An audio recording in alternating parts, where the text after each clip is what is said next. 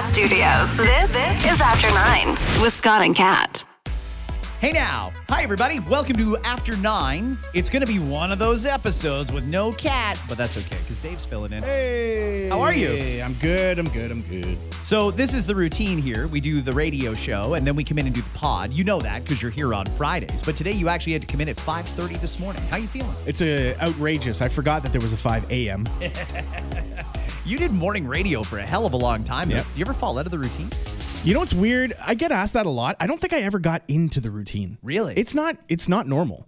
Like when you think about it, it's not normal to wake up that early and change your clock for your body the way you have to for anybody that works early in the day. Super odd hours, and then we host events and do all kinds of things in the evening. So it was years of like broken sleep. And I don't think I ever really got used to it. It's weird. Did you? I say that I'm not used to it. Yeah. But I kind of am, because even when I'm off, which we are going to be next week, everybody. No After Nines next week. We'll be on vacation. Dare you? I know. However, when I'm on vacation, I'm up at, 5:30, 6 a.m. I have to force myself to stay in bed until 7. And by 7 a.m., I am bored as shit if I don't get out of bed. I'm starting to do the thing where you wake up and you're like, all right, I'm good. And then you think, well, I don't really have that much going on. I'm going to go back to sleep for half an hour. And then you do. And then you wake up and you feel like death. Yeah. You're like, oh, I'm so groggy now. Why did I do that? And you do it to yourself. I am really into a nap mode lately that I just don't know if I'm ever going to be able to break out of. Once you start, you can't stop. Naps are magic. And I think that they should have been regulated, been made to feel more normal. And I don't think people should be shamed for napping. They tried in kindergarten. Everybody take a nap. And then for some reason, we all got older and thought, we know better than those preschool teachers. Nope. We don't need a fucking nap. They were right the whole time. Yep. Then you get to this point that we're at now where you're begging for like a 20-minute snooze, and there's just work hates it when you do that. I've never been able to do the power naps, though. I've never been able to do like, okay, let me grab a quick 15. Yeah, I have a hard time bouncing back from that, too. I need at least an hour. 90 minutes is my bare minimum for a refuel.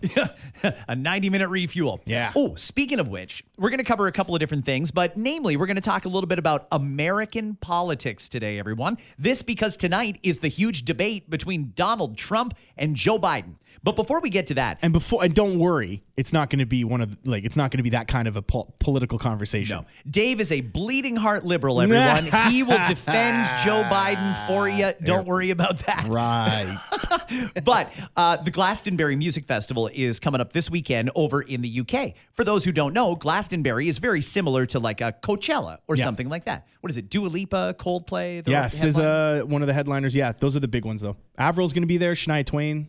Yeah, it should be good. Some good Canadian representation. Off topic, by the way, but I think SZA is one of the best new talents in 2 decades. Really good. Love her. Listen to the albums, and you can just totally immerse yourself. Like, it's really, really good. I believe that. So they're doing the festival this weekend, and one of the things that's come of this is how they're going to power the festival. Big push for everybody to go green. So what they're going to do is use a renewable resource. And when I say renewable resource, I don't mean minerals and shit that you mine and stick in a case and call it a battery. They're going to be using good old-fashioned piss.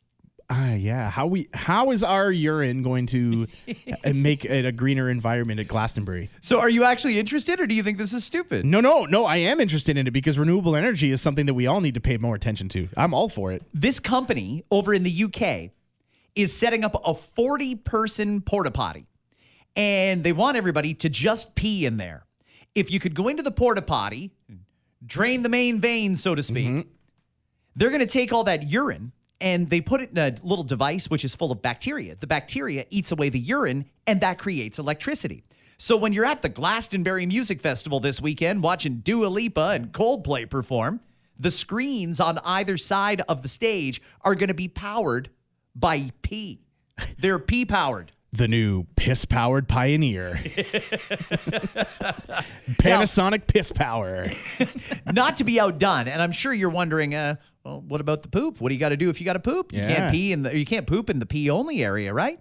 They've got a separate area. It's a compost loo. And what they're going to do is... So an outhouse?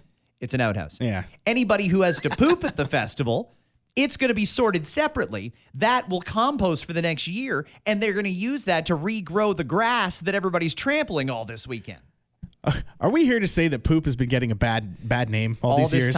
All this time. In fact, it's a very poorly kept secret that if you want a good lawn, just take a shit on it. Shit on your lawn.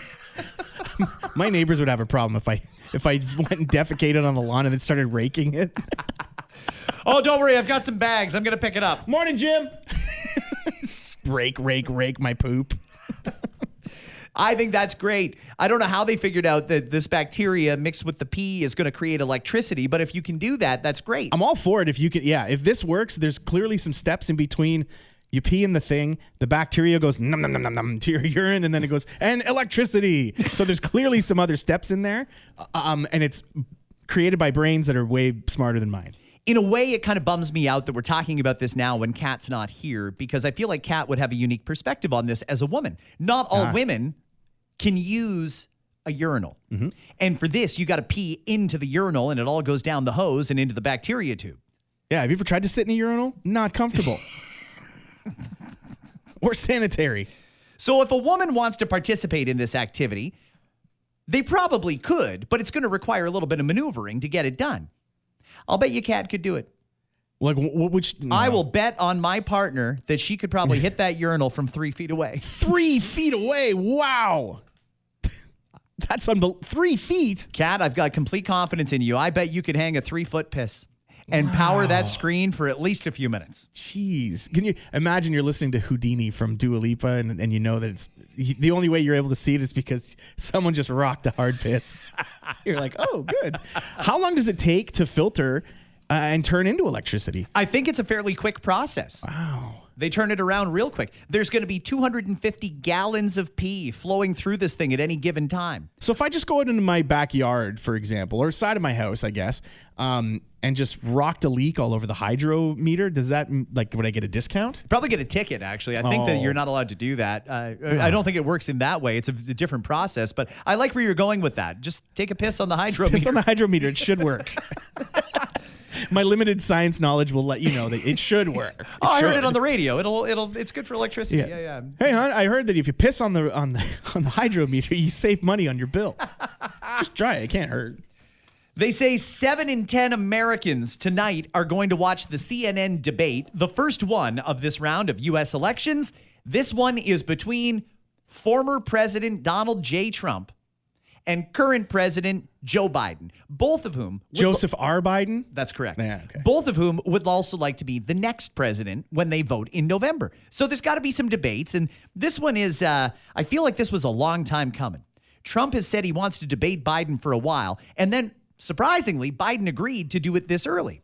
But there's a couple different things up in the air. Donald Trump, for example, has requested that Joe Biden be drug tested because he thinks that the only way Joe is going to do well in this debate is if he's all coked up and full of energy. So he wants a drug test done on the president of the United States. And Trump's son is the one who's going to do the drug test. Well, or maybe Joe's son can maybe do Joe's too. son should do it. Either way, I don't think I've ever seen that before, but... would he have to piss into a cup? Biden? Like treat it? Yeah, you're treating him like an athlete. Yes, and then that is going to light up the flag on on top of the White House for a week. Well, you know what? He didn't believe a birth certificate. I don't know if he would believe a cup of piss as being accurate. All right. Well, they asked Americans because the question for Americans usually is pretty simple: Biden or Trump? Who are you going to vote for? Yeah. You only really have two choices, although there's other choices. Kennedy's an interesting candidate. Do you like him at all, or? I think there's some interesting theories, but I don't think that they're thought fully out. And I don't think that they're fully articulated either. I think he's got some interesting points. I can't listen to him talk. Every time I listen to him, I think, he makes a lot of sense. I like what he's saying here. It's just the voice. It's so raspy. And I don't know what happened to him, or if he's just naturally a speaker like that, but hard to listen to. So basically, you've got a choice between Biden or Trump. So if the question wasn't, who do you want to be the president? And we replace the question with other questions, how would people vote? Let's see how you do on this one. Who would win in an arm wrestling competition, Biden or Trump? Oh, I think Trump, probably. By 52%. Only 14% think Joe Biden could beat Donald Trump in an arm wrestling contest. Fair enough. Who would be more likely to help a stranger in need? Oh, Joe Biden all day. What? Well, Trump did throw out the paper towels after the flooding in Puerto Rico. That was very helpful. Very helpful. Every so often I think about that and I just think how stupid the whole thing was. It's amazing. Ooh, who wants some bounty? Who would be a better house guest? Who would you rather have over at your home for a weekend? Donald Trump or Joe Biden? Huh. That's a Better interesting house one. guest. I mean, Trump's going to try and fuck your wife. You know that. Yeah. Biden might pee the bed. He might piss the bed. Yeah. Yeah. Well, Donald might too. He might too. I mean, what is he, 78, 79? And You know he's what? getting up there as well. Put him in bunk beds. Bunk beds. Put him in one room with bunk beds. That's who I want for my house guests. I'm trying to figure out who would be a better house guest. I mean, I think they're both equally rude. You think Joe's rude? You think Biden's rude? I do. What's rude? I think that That's it's interesting. I think it's rude because he's he's aware of the mood of the country. He's aware that people have very serious concerns, for example, about the number of people coming into their country from the southern border, and he doesn't care. And I think it's very rude of a president to look his people, the ones that elected him, in the eye and say, I don't give a fuck. We're doing it anyway. Well, It's rude. I think maybe it's a loose translation of that, but okay. He also touches a lot of people's hair inappropriately and such, and that's rude as well. I mean, if I walked up to Octavia and just started fucking petting her like he does, that would be rude. I'm going to start walking up to people and giving them haircuts. Then Trump, though, did grab her by the pussy, Well, so yeah. that's also rude. Oh, he patted someone on the head and like, yeah, well, what did Trump say he was going to do? Yeah, all right. Well, again, I don't want to go head to head and who's worse. Who would win at poker? I think Trump would cheat. Okay, all right. I have 3 pocket aces. No, you don't. That's not possible. Who would you be more likely to take financial advice from, Donald Trump or Joe Biden? Joe Biden. Really? Yes. Trump's a businessman. Biden's a career politician, Who's though. been bankrupt how many times? Yeah, but he's still in business. Guy's got a jet. He's got lots of real estate. He's obviously doing something right, despite the bankruptcies and such. The grift will run out eventually. You can't sell autographed copies of the Bible for forever. People are paying that. Maybe you give him credit as a businessman just for the fact that he convinced so many Americans to buy that shit. When he was selling NFTs, people were buying them, and nobody has NFTs anymore. But I don't, yeah, and you know what? Maybe that makes you a good business person because you found the people who are willing to buy and wear your merch. I guess. Sure. Know your audience. Who would you take a relationship advice from? If things were on the rocks with your marriage, would you go to Donald Trump or Joe Biden? I don't know if either one would be, but Joe, definitely. I'd definitely going Biden. Okay. What about parenting advice? Oh, well. Now you got to weigh Hunter versus All of them? Eric and Donald Ivanka and and- such. yeah.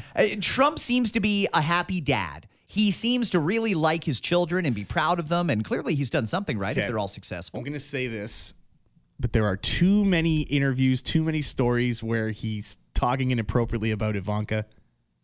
And I'd love to look at her. She's gorgeous. She's sexy. Like, it's a very weird stuff. I don't want to talk to him about parenting because he's like, yeah, my daughter, she's hot, isn't she? Like, oh, man. I don't want to. No. Who do you think would be more likely to remember your birthday? Donald Trump or Joe Biden? Who would be more likely to remember their own birthday is the question. That's a good one, too. They are so fucking old. Yeah, Like, is this the best America can do? That's what I'm saying. In a country of what, over 350 million people now? It's got to be up there. You can't do better than this? Is this it, honestly?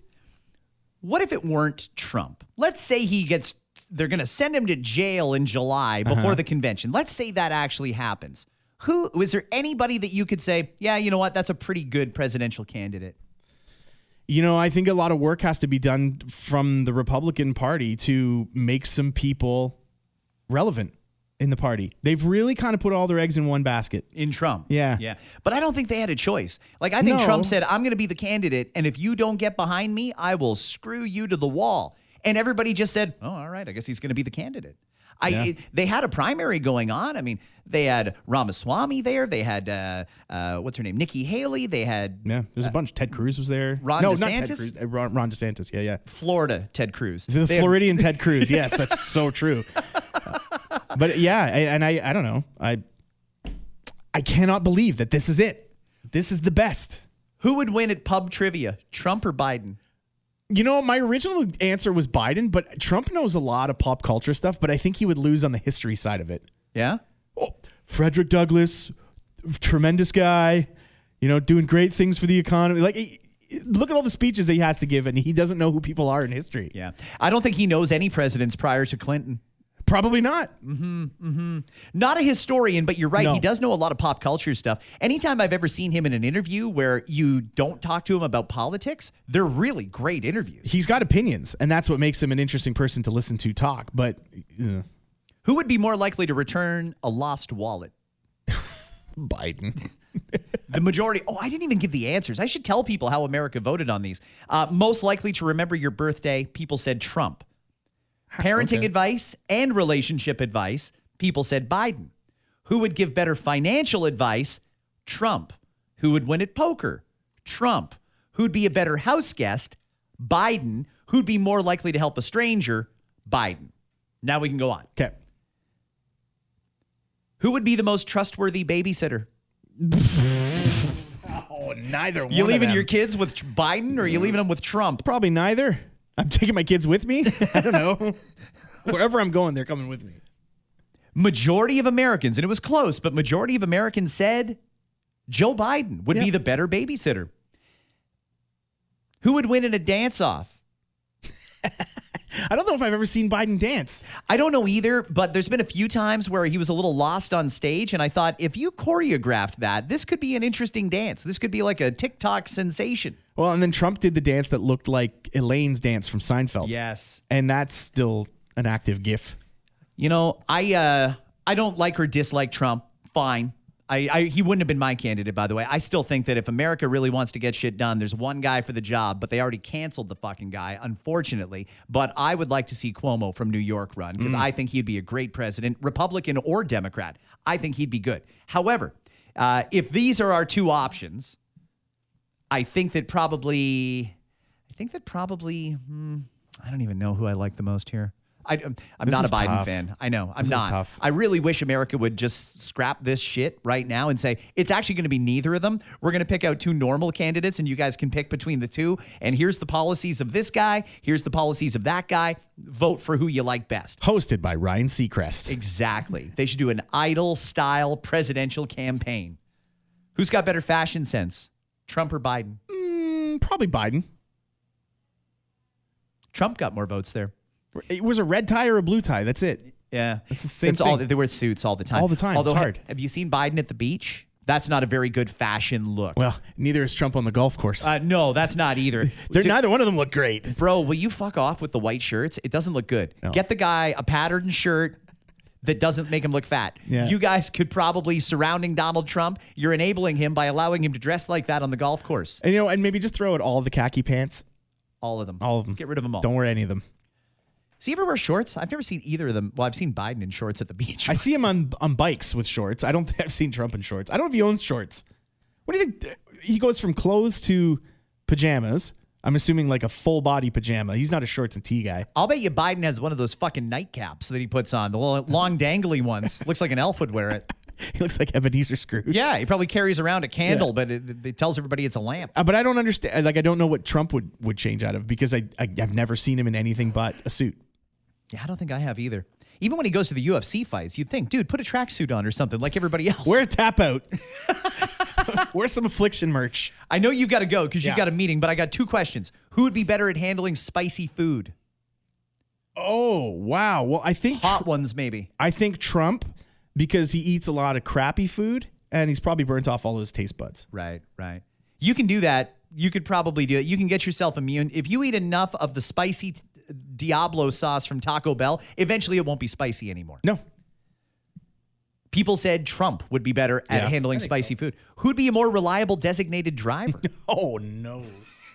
Can either of them drive? I don't think either of them drink, but I don't know if I trust either one of them behind the wheel. Do you remember they unveiled an electric car in Michigan and Biden was there for it and they let him drive it around? And at first he was just like, put the aviators on and let's fucking rip. And Dark Brandon in the car. Here we go. And like halfway down the track, it must have occurred to somebody, we probably should have put him in a helmet or something like that. This isn't a good idea. We just In sent a an car. 80-year-old down the highway at the really, really dangerous speeds. Get him. And Trump may have never driven a car. I don't think he has. Remember when they sat him in the transport truck and he didn't know what to do with the wheel?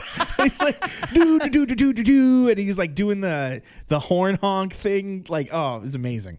You got to go? I do. All right. People said it was a tie on who would be a better designated driver, but they point out neither of them drink. Yeah, that's what I was saying. Like, neither one of them drinks, so I trust that part, but I don't know. There's a lot more to it. I don't know. I have a problem with somebody who doesn't drink at all.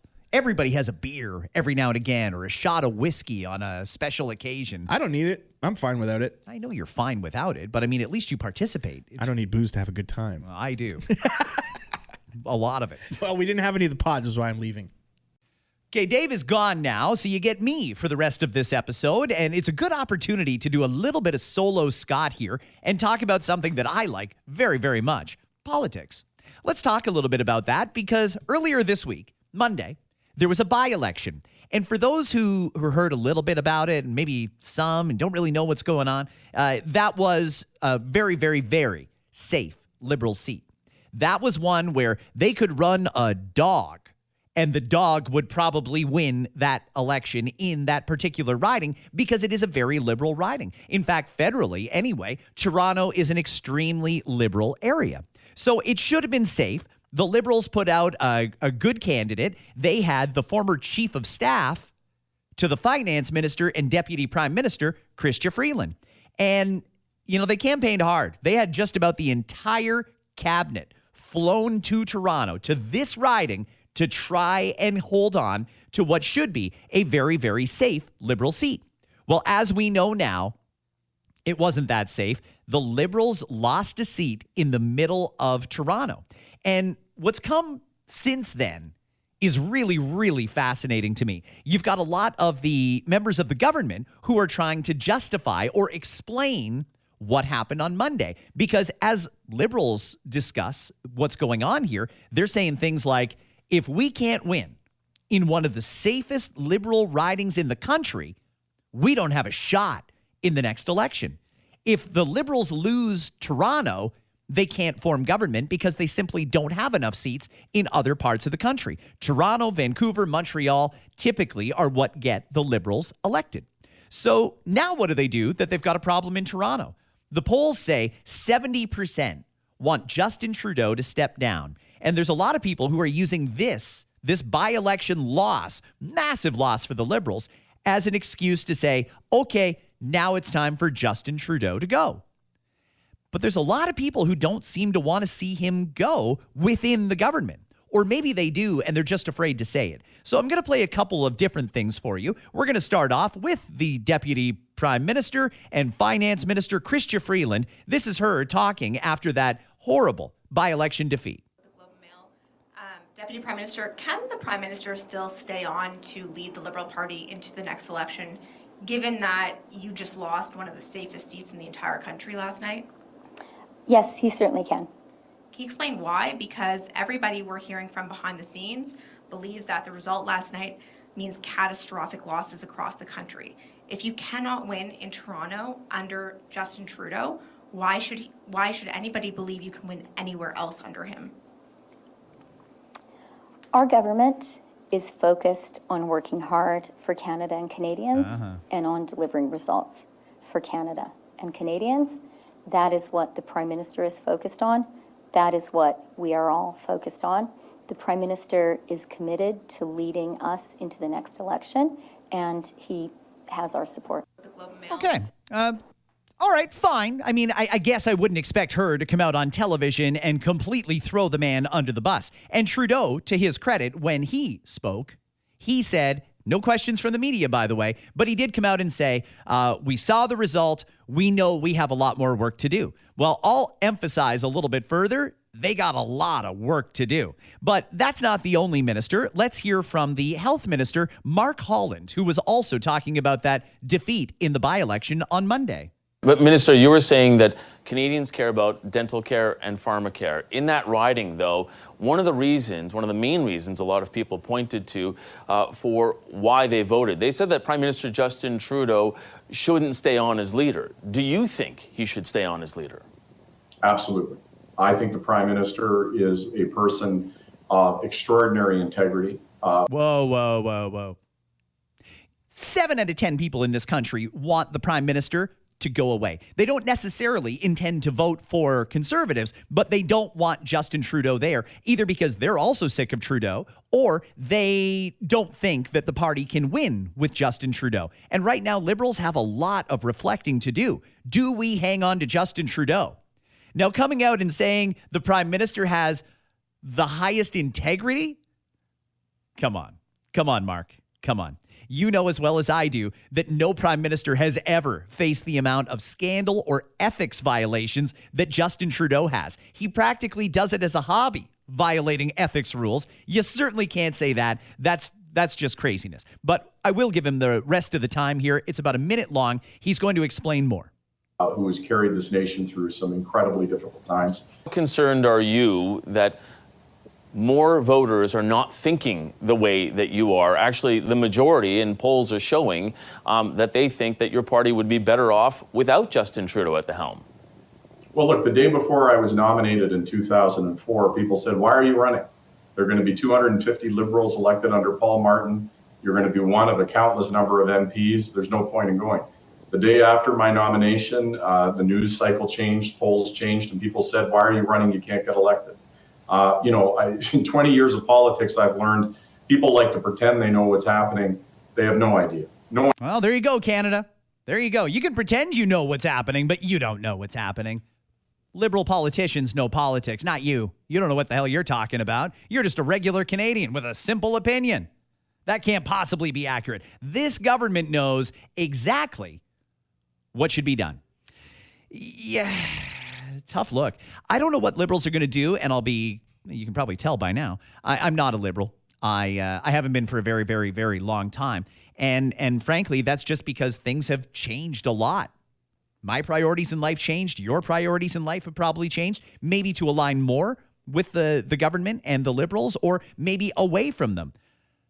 But no matter how you feel about it, if you're a Liberal, I assume you want the Liberals reelected in the next election. If you're a Conservative, I think you want the Liberals to lose the next election. Can it be done with Justin Trudeau at the helm?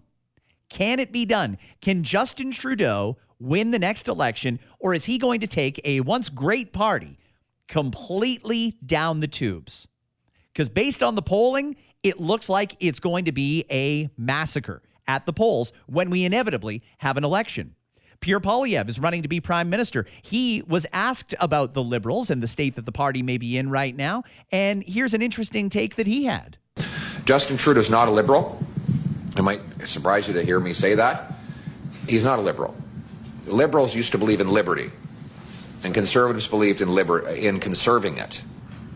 That was the common sense consensus we had in Canada. Justin Trudeau does not believe in liberty. He believes in government control. He wants to control your money. He wants to control your kids. He wants to control the economy, control your speech, control your bank account. He wants to control everything. That is illiberal. It's the opposite of liberalism. I don't want to run your life. I want to run your government. And a government that does a few things well rather than a lot of things poorly, a government that minds its own business and lets people live their lives. That is the traditional. Okay, that was just a little bit of what Pierre Poilievre had to say.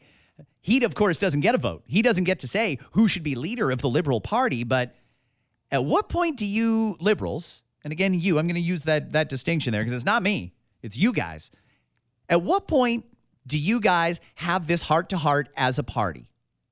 If you're a left-leaning individual and you don't like the idea of voting for Pierre Poilievre or replacing the government with a conservative government, that's totally fine. Roughly, or at one point anyway, roughly half the country felt that way.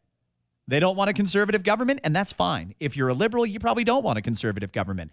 But at what point are you guys going to sit down and say, okay, listen, if we're going to have a shot in the next election, we have got to pivot a little bit here because there's certain things that are preventing us from getting reelected. Certain things are standing in the way of the Liberals forming government again in 2025, if not sooner. The carbon tax is the biggest issue going. The biggest issue. It's a cost measure. It's an affordability measure. It's all kinds of different things. The vast majority of the government, the people, do not like the carbon tax. Not only do they not like the carbon tax, they're really starting to question whether it's at all effective at reducing greenhouse gas emissions. And there's different takes from the scientific community on whether or not that's true or not. Let's hear from the environment minister. Now, having lost the election and the prime minister says he's listening, you would think maybe we can discuss getting rid of the carbon tax. Can we, Stephen Guilbeault? The Prime Minister and other ministers have said that you are prepared to listen to Canadians and that you are learning from this by-election loss. In regards to listening, the majority of provinces are against the carbon tax. And is this something that is going to be under consideration for your government to roll it back and hit pause all across Canada? Where the federal carbon pricing system applies in Canada, families get more money back than what they pay. 8 out of 10 families get more money back than what they pay. So if we were to take this away, we would literally be taking money away from 8 out of 10 families at a time when many of them are struggling. That's just such an ass-backwards way of looking at it. Steve, listen, I get that you think government knows best, but they really don't in this case because the vast majority of Canada cannot afford the carbon tax. And when you say something like 8 out of 10 Canadians get more money because of the carbon tax, the only reason that it's not true, by the way. I mean, no matter how you look at the numbers, one way out of about 10 different ways to interpret the numbers says that. All the other ways say, no, you're paying more than you get back from those carbon rebates. But you can feel however you want about that. Maybe you think it's great that you get the rebates. I personally would rather not pay it in the first place. And that's what the government doesn't seem to want to realize. There's a few big things standing in the way of re-electing a Liberal government, and the carbon tax is probably the number one issue. I don't understand why they won't walk this back. And even if they don't want to walk it back, why don't they at least say, hey, listen, we get it. We got a major affordability problem here. Inflation went back up last month. Shit's going to get bad. It's going to get really bad. We've got banks that are squirreling away billions of dollars to prepare for an onslaught of mortgage defaults.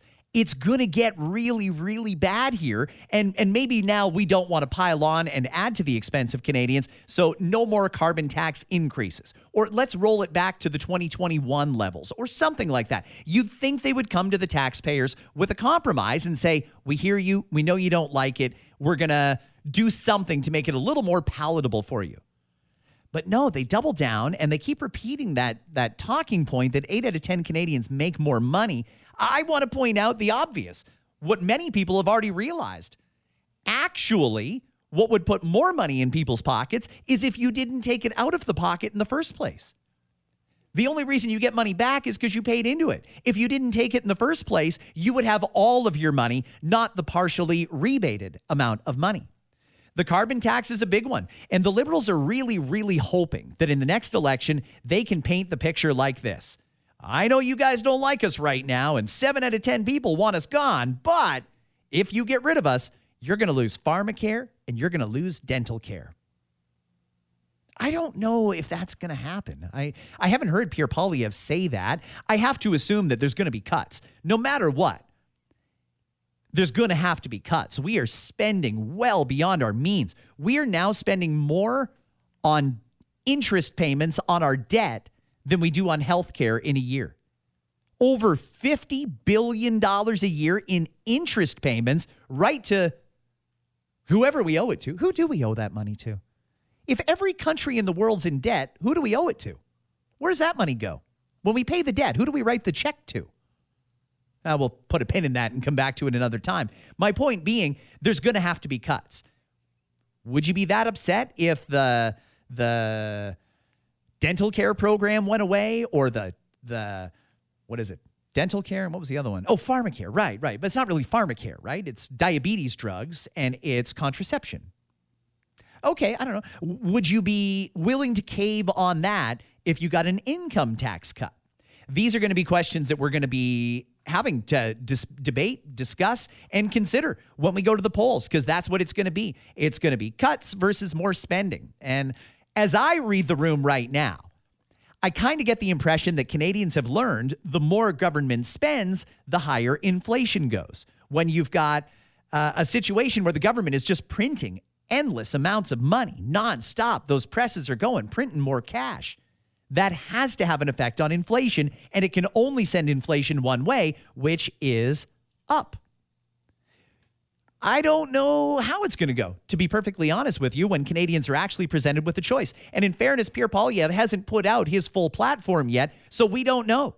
Is he actually going to come out and say, yeah, vote for me and we're getting rid of pharmacare and dental care, but you're also going to get the HST cut by 2 points and your income tax is going to go down a full bracket?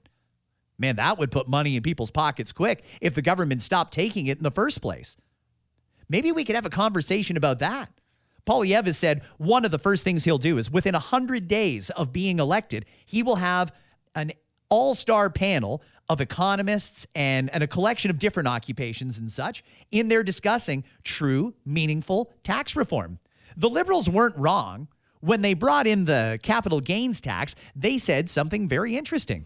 They said it was about fairness, and they're only going after the 0.003% of the economy who makes over $1.4 million a year. Now, that's not true. Just about anybody you talk to can tell you many, many, many middle-class Canadians are going to end up losing tens of thousands of dollars because of this increase to the capital gains tax. But when it comes to tax rates, there is a little bit of unfairness there. And the government will tell you, well, you know, the nurse who's working hard in the hospital is paying a higher effective tax rate than a multimillionaire.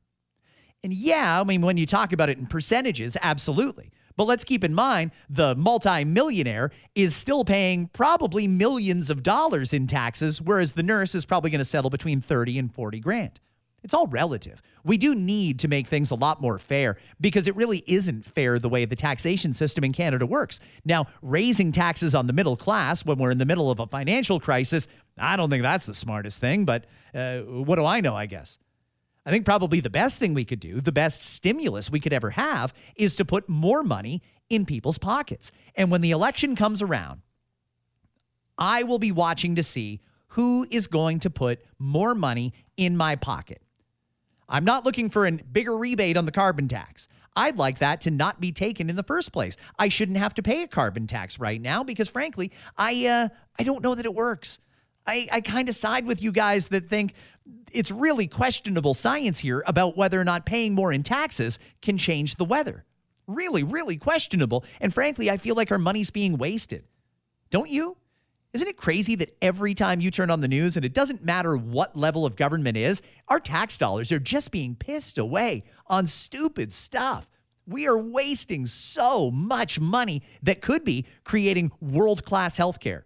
We could, if we cut out the waste and the government inefficiency, probably have a dental care program that works just the way the health program is supposed to work, where anybody can go and get any treatment they need anytime they want, and it will be paid for. We can't have that, though. We can't because we waste too much money. We don't have an income problem in Canada. We have a spending problem in Canada, and we have a corruption and waste problem in Canada. We're just getting started now finding out about where all the money went in that green slush fund that Ottawa had. We're just starting to find out how many civil servants were contracting services to the government and still taking their salary. We're still finding out about all the different times checks got sent around the world for international aid that got used on stupid stuff. I want to know who is going to solve the affordability crisis. That is going to be the key issue for me. And Liberals have got a chance right now to turn it around. I don't know if you guys are better off with or without Trudeau. I also kind of think that maybe Trudeau should be forced to stick around and face the electorate because there's a lot of people that voted for Justin Trudeau that are very, very excited about the possibility of marking an X beside someone else's name as a great big screw you to the prime minister just because they've had enough. We got roughly 12, 16, 17 months is the latest we can go before an election. There's time for the Liberals to elect a new leader. I don't know if they're going to do it, though. I really don't know if they're going to do it. There's time for them to reform some of their policies and say, hey, listen, we would love to be able to expand this pharmacare program into an actual pharmacare program and not just free contraceptives and free diabetes medication. They could make a lot of progress because there's a lot of people struggling to pay for drugs they need. But we really don't have the money to go any further than diabetes and contraception. They could fix that. If the government said, you know what? We just realized we wasted like $80 billion. And if we had an extra $80 billion, anybody could go to the dentist for free. If we had an extra $80 billion, we wouldn't even need $10 a day childcare. We could have free childcare. That's another one too, $10 a day childcare. It's not what they told us it was going to be. There's a lot of problems with this program, but I understand that it saves some families a lot of money. Is that something Pierre Poilievre would scrap? I'd kind of like to know that. And if he does, how would that affect the number of women in the workforce? Would they need to go back to staying at home with kids because it's not lucrative to go to work when daycare costs that much? I don't know. Right now, there are a lot of issues that we as Canadians need to talk about, and I'm looking forward to the next 17 months. We're going to have a clear contrast between two different parties, and I think the contrast is going to be this. Do you want the social programs with the kind of health care, the kind of dental care, the kind of pharmacare, and all that sort of stuff? Or do you want cuts? And some of those programs that I just mentioned might be gone. Are you okay with that? Again, as I read the room, I think we're probably evenly split on that. I think there's a lot of people who think it's very, very wasteful that we are doing this dental program right now because it doesn't really serve that many people and it's still costing a ridiculous amount of money and it's nothing but a lightning rod for controversy. But they still wouldn't want to see it gone. They'd still like to know that a senior can go into a couple of different dentist's offices around town and get their teeth cleaned for free. Maybe we should just reform the Health Care Act. I'm going to work on that. In any case, it's going to be an interesting 17 months, everybody, and I'm here for it. Let's have those discussions. Let's have those debates. Let's see if Trudeau is actually going to read the writing on the wall and why. If Trudeau really wanted to please the people, 7 out of 10 want him to step down.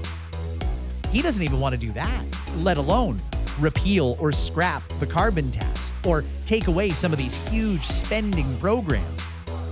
I don't know what's going to happen, but make some popcorn because it's going to be good. Have yourselves a great day, everybody. Kat will be back tomorrow.